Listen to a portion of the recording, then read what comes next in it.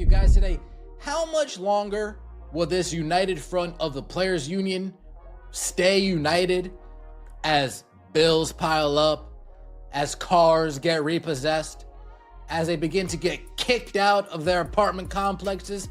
How much longer until the 10th, 11th woman on the roster, the ones who make 80,000? That is the single burning question that is undoubtedly keeping WNBA executives wide awake at night, staring at the ceiling, because when you look at the surface level right now, the Players Union is presenting this incredibly united front to the public, with a massive 97% of players voting to authorize a strike, which sounds overwhelming. This is an article by the Sports Business Journal. Talks between the WNBA and Players Association have stalled, and the union's, quote, upper hand at the bargaining table is slipping as soon as the players will be faced with the question of how long they can hold out, according to Adam Minter of Bloomberg News. It is a necessary but dispiriting thought, considering that the leverage was well earned. But when you peel back the layers and look behind closed doors, there is a ticking time bomb waiting to go off. You have to realize that 2/3 of the league's players aren't involved in Unrivaled, the new 3-on-3 league. They aren't the ones getting those fat $220,000 paychecks for just 8 weeks of work during the off-season. They're sitting at home right now, watching their bank accounts slowly drain away, while the biggest stars in the league are doing just fine financially. By well earned, we mean Caitlin Clark showed up and they suddenly had some leverage in their pocket. Publicly, the Players Association is presenting a united front, but the outward appearance masks a complex private reality. Many players can't afford to wait indefinitely. Unrivaled provides a lens for understanding the divide. This season, 54 top WNBA hoopers, about a third of the WNBA's active rosters in 2025, are participating in Unrivaled. For them, Unrivaled and its big paychecks of roughly $220,000 for an 8-week season are a nice cushion while negotiations. Sports Business Journal just published a report that, quite frankly, should absolutely terrify the leadership of the Players Association. Their article breaks down exactly what is happening behind the scenes with the money and the leverage, and let me tell you, it is not a pretty picture for the union. The reality is that the union's leverage is slipping fast, and it's happening by the day. Because here's the nuance that most people don't really understand about this specific negotiation cycle. Caitlin Clark showed up, and suddenly, for the first time in the entire history of this league, these players had actual tangible leverage. AKA, they're gonna dry up on their savings. AKA, they're gonna need money. AKA, they got bills. A WNBA lockout or strike also poses economical risks for the WNBA. The league is in a much stronger financial position than its players to withstand a protracted delay or cancellation. Well, no shit. Pardon my language. Duh. Now, Natasha Cloud actually spoke about this before, and we've talked about this, that the players in Unrivaled, they don't really care about the other 100 players in the league. We're talking about record-breaking television ratings, sold-out arenas across the country, and a massive new media deal. But here's the catch. That leverage has a strict expiration date, and we are literally watching it tick down in real time as we get closer to the season. Let's really dig into the math here, because the numbers paint a stark picture. In 2025, you have 54 of the top WNBA players. That's roughly 1/3 of the active rosters who are playing in the Unrivaled League. These women are making roughly $220,000 for a short 8-week commitment.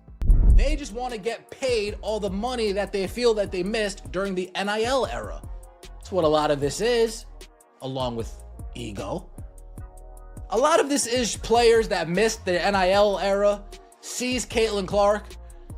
They don't want to admit it, but she's the dollar signs here. And they say, well, this is our only chance, really. This is our only chance that we're going to be able to cash in. Let's try our best. That is an incredibly nice financial cushion to have when labor negotiations drag on and checks stop coming from the WNBA, but you have to ask yourself, what about the other 100 players in the league?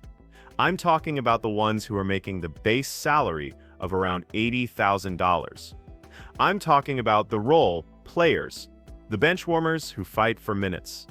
The women who are the 11th and 12th spots on the roster, living on the bubble every season. These players don't have the massive shoe deals or the national commercials. They aren't getting those lucrative unrivaled contracts to tide them over. They are the ones who are going to feel the crushing weight of financial pressure first, long before the stars do. Talking about WNBA could be weeks away from delaying season. Despite releasing the schedule earlier this week, the WNBA likely needs to agree to a CBA by February to start the season on time. The WNBA wants everybody to believe the 2026 season will tip off on May 8th. It asserted as much with an announcement of a 44-game slate and a statement that explained in part the move was to allow, quote, essential planning to begin. The reality of where collective bargaining agreement negotiations stands paint a different picture. And this is where the dynamic gets really interesting and potentially toxic.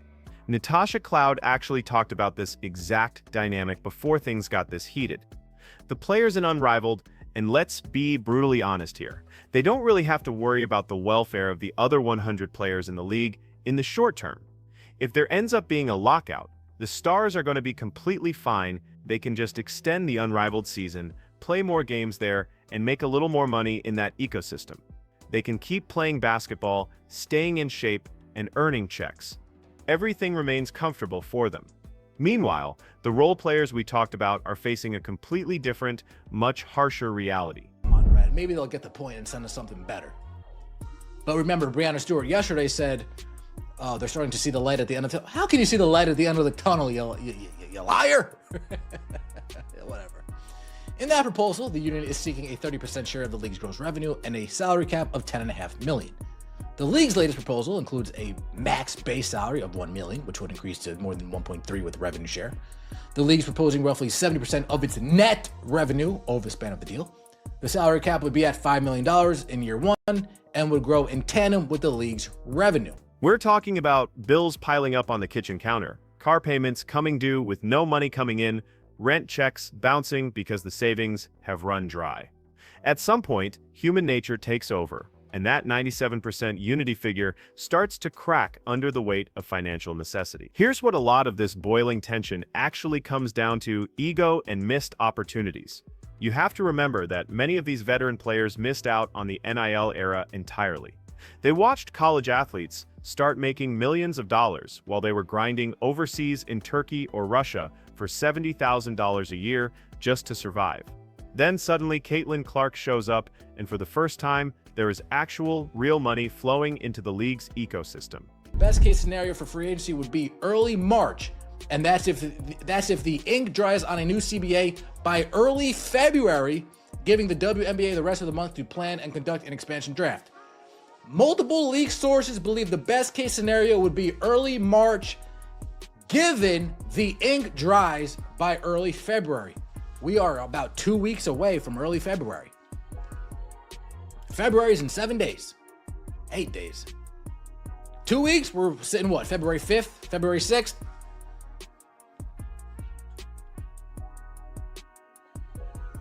They need to get a deal soon before we start pushing the schedule back. This is their one legitimate chance, and possibly their only chance, to finally cash in on their talent. So they are swinging for the fences, demanding 30% of the league's gross revenue and a massive $10.5 million salary cap per team. But there is a major problem with this strategy. The uncomfortable truth is that they might be severely overplaying their hand in this market. When you look at the details, the league's latest proposal actually isn't terrible by any standard metric. They are offering a maximum salary of $1 million, which would eventually increase to more than $1.3 million, along with a revenue-sharing model. They're effectively offering roughly 70% of net revenue over the lifespan of the deal. The salary cap in this proposal starts at $5 million in year one and grows directly alongside league revenue. That represents a massive exponential increase from the current financial numbers the league operates under. But the union isn't satisfied. They want more. However, in the middle of free agency, front offices will also be preparing for the 2026 WNBA draft, currently held April 13th. The league has never lost games to a work stoppage in its 29-year history. The next 2 weeks will be an indicator of whether its 30 season will be the first time it does.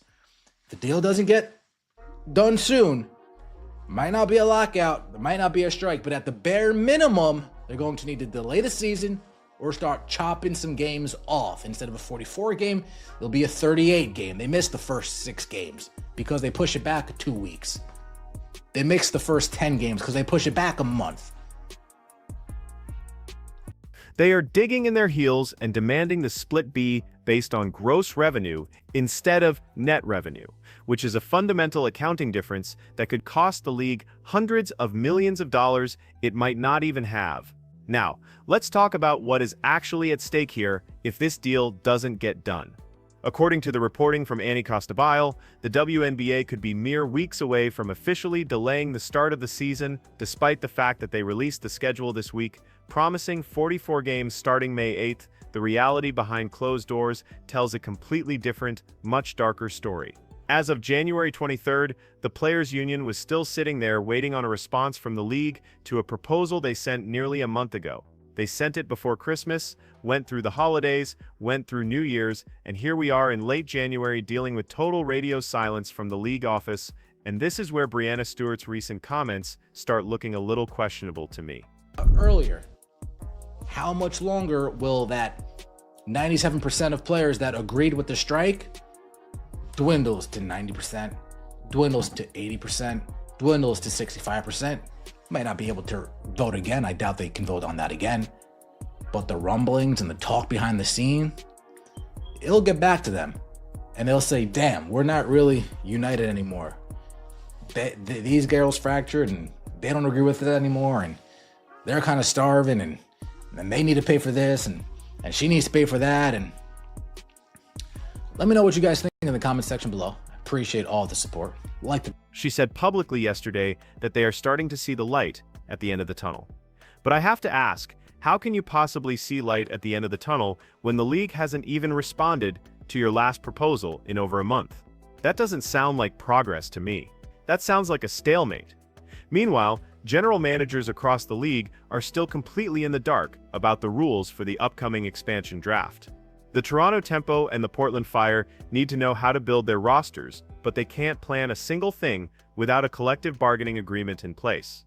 The core designation, which is basically the WNBA's version of the NFL's franchise tag, is currently being discussed in negotiations, and the outcome of that could significantly impact which players are even available to be selected in the expansion draft.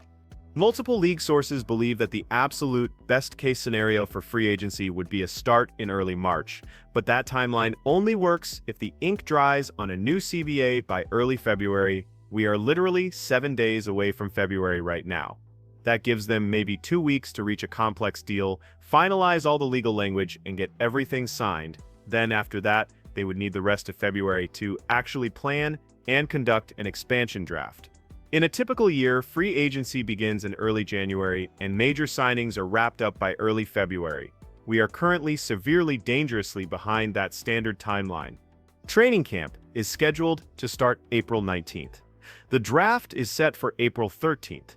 Everything is backing up against a wall, and the window is closing. I really appreciate all the support on this coverage. So here is what is really happening in the big picture. If they don't get a deal done very soon, they aren't necessarily looking at a full-blown lockout or a strike that cancels the year. But at a bare minimum, they will need to delay the start of the season or start chopping games off the schedule. Instead of playing 44 games, maybe it becomes a 38-game season because they missed the first 6 games by pushing back 2 weeks. Or maybe it drops to 34 games because they had to push back a full month. You have to understand, the league has never lost a single game to a work stoppage in its entire 29-year history. The next 2 weeks are going to determine whether the historic 30th season becomes the first one to carry that stain. And that brings us right back to the fundamental question of this entire situation: how long will that unity among the players actually hold up? Right now, on paper, it sits at 97%. But what happens when the financial pain sets in and that number drops to 90%? Then it slides to 80%. Then it collapses to 65%. Now they probably can't or won't vote again on strike authorization formally. But the rumblings and complaints behind the scenes will absolutely get back to the union leadership. The stars will eventually realize their leverage is evaporating because half the league simply doesn't support the hardline strategy anymore.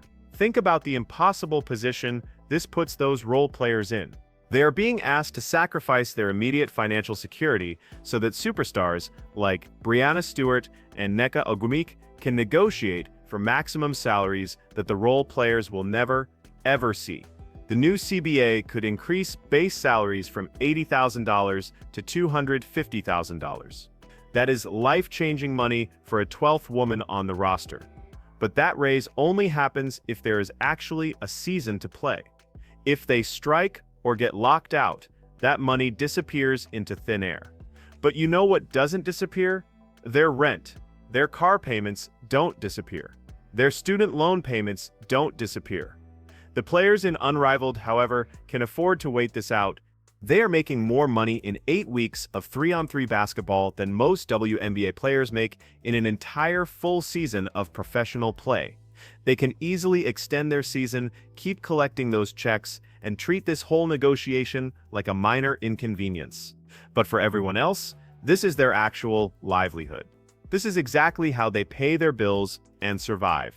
And at some point, they are going to look at Breanna Stewart and Aja Wilson and Sabrina Ionescu and realize you don't actually care about us. You care about maximizing your own earnings at the top. Here is what makes this situation particularly frustrating to watch. The league's offer is actually good. It's not perfect, sure, but it is objectively a good offer. $1 million maximum salary is a massive, unprecedented jump from the current numbers. Offering 70% of net revenue is a substantial slice of the pie. The fact that the salary cap would grow in real time with league revenue means players would benefit directly from the league's success immediately. But the union is stubbornly holding out for 30% of gross revenue, which is a fundamentally different mathematical calculation. Gross revenue doesn't account for operating costs, league expenses, marketing, or investment in growth. It's asking for a huge share of the money before the league even pays its own bills. I know people point to the NBA, but the NBA gives players roughly 50% of basketball-related income BRI, but that is BRI, not gross revenue. It is a specifically negotiated definition that excludes certain costs and expenses from the pot. The WNBA players want 30% of total gross, which in many ways is actually more aggressive than the NBA's 50% of BRI when you sit down and account for the different calculations. And they are making this aggressive demand while the league is technically still losing money, still being subsidized by the NBA, and still trying to establish its own financial independence. Look, I completely understand why the players are frustrated. They have been criminally underpaid for decades. They have watched the NBA make billions of dollars while they scraped by on peanuts. They have had to play overseas in tough conditions just to make a decent middle-class living. I get it, I really do. But there is a massive difference between fighting for fair compensation and overplaying your hand so badly that you end up with absolutely nothing. And right now, the union is skating dangerously close to that line because here is the harsh reality of the sports business. If they delay or cancel the season, they lose all their momentum. Caitlin Clark's rookie impact was lightning in a bottle, a perfect storm of interest, the record ratings, the skyrocketing attendance, the massive media attention that doesn't just pause and restart automatically when you decide you're ready to play again. Fans move on to other things. Casual viewers forget why they cared, sponsors get nervous, and pull their ad dollars. The WNBA finally had genuine mainstream attention for the first time ever, and they are risking throwing it all away over the difference between a good deal and a theoretically great deal. The league actually has more leverage here than people think. Yes, obviously they need the players to play the games. But the owners can also afford to wait this out. They are backed by the massive financial machinery of the NBA. They have incredibly deep pockets. They can survive a delayed season or even a totally canceled season much better than the individual players can. And the league executives know it. That is precisely why they are leaving the union's proposal on read for a month without replying. They are waiting for the pressure to build in the locker rooms, for the cracks to show in the union's front, and for those role players to start asking uncomfortable questions. And believe me, those questions are coming. When the 10th woman on the roster can't make her car payment next month, she is going to wonder why she is sacrificing her stability for Breanna Stewart's maximum salary. When the 11th woman gets an eviction notice, she is going to question whether this strike authorization was really in her best interest. When the 12th woman is sitting there eating ramen for dinner because her savings are completely gone, she is going to realize that the unrivaled players aren't feeling any pain at all. That is the moment when the union's position collapses. It won't be because the league made a better offer, it will be because the rank-and-file players simply can't afford to keep fighting. And that is exactly what the league is counting on. They are playing the long game, knowing that time is on their side, and knowing that financial pressure will eventually fracture the union's unity. It is cold, it is calculated, and unfortunately, it is probably going to work. So the real question isn't whether the players deserve more money, because they absolutely do. The question is whether they are willing to risk everything they have already gained by holding out for a deal that might not be realistic in the current economic climate. Because if this negotiation drags into March and then into April, and if they start canceling games or delaying the season, they might look back in a year and realize they had a good offer on the table and let it slip away while chasing perfection. What do you think happens here? Do the role players eventually break rank and demand a deal? Does the union hold strong against the odds and force the league to meet their demands? Or does this whole thing collapse into a messed up delayed season where everybody loses money and momentum? Drop your prediction in the comments, hit that subscribe button, and let me know if you think I'm wrong about any of this, because one way or another, we are about to find out just how united this players' union really is when the bills start coming due.